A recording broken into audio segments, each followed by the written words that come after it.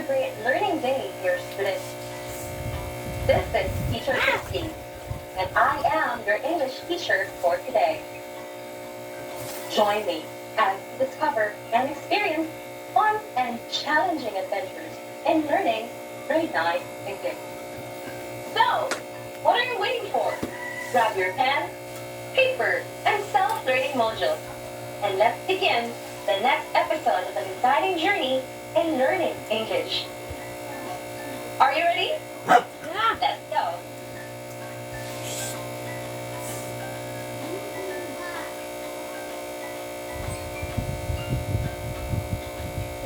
Have you tried using verbs depending on the mode of how you say or express it? Just like asking polite questions, giving recommendations, or expressing possibilities? Let's take a look at this sentence. May I borrow your pencil? Again. May I borrow your pencil? Where is the verb in this sentence?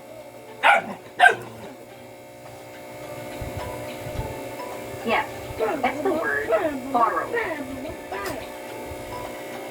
Now, what do you think is the mode of the speaker's expression in the sentence?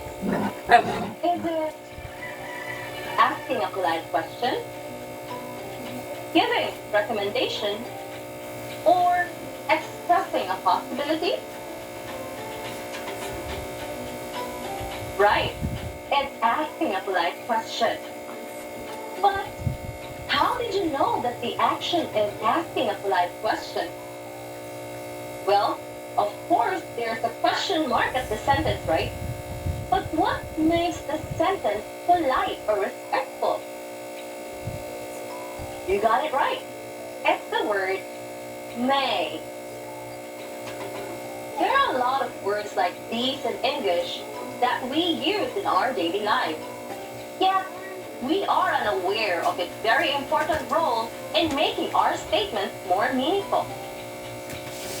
They set the mode of our actions depending on the situation.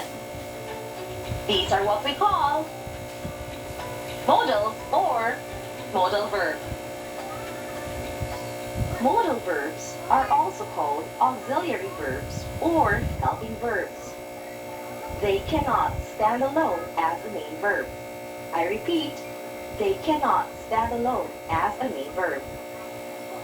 They are used to indicate modality such as likelihood, ability, permission, request, capacity, suggestion, order, prohibition, obligation, or advice. For you to easily remember what these modal verbs are, I will give you 2 C's, 3 M's, 2 W's, and a 2S pattern. Can, could, must, might, may, will, would, and shall, should. In this session, we will discuss the 2 C's, can and could. Let's start with can. We use can to, number 1, express present ability. Example, I can speak English. Number 2, give suggestion or option. Example, she can help you later. Number 3, to seek for request. Example, can you help me?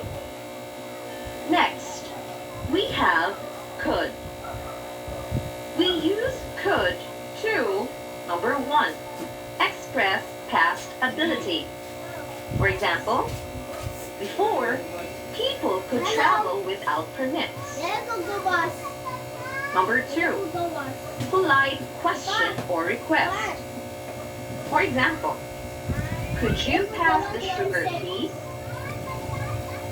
Number 3, possibility. For example, we could go to the playground later. Number 4, suggestion. For example, you could draw using this pen. Now, we'll be having a recap of what we have just discussed for today. Modals or modal verbs are also called auxiliary or helping verbs. They cannot stand alone as a main verb. Repeat, they cannot stand alone as a main verb. They are used to indicate modalities such as likelihood, ability, permission, request, capacity, suggestion, order, prohibition, obligation, or advice. I also gave you the easy way to remember the modals. I gave you 2 C's, 3 M's, 2 W's, and a 2 S pattern. Can, could, must, might, may, will, would, and shall, should. For your assignment, try to create at least 2 sentences for using modals can and could, and write it in your notebook. Were you able to gain new knowledge for today? I hope you have learned a lot from the first part of this lesson.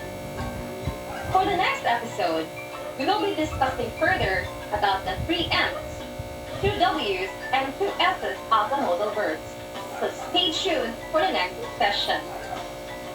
Again, I am Teacher Christine, your English teacher, saying, discover, enjoy, and experience the challenging adventures of learning Grade 9 English. This is StepEd TV channel, your on-the-go learning on the 21st century. See you then!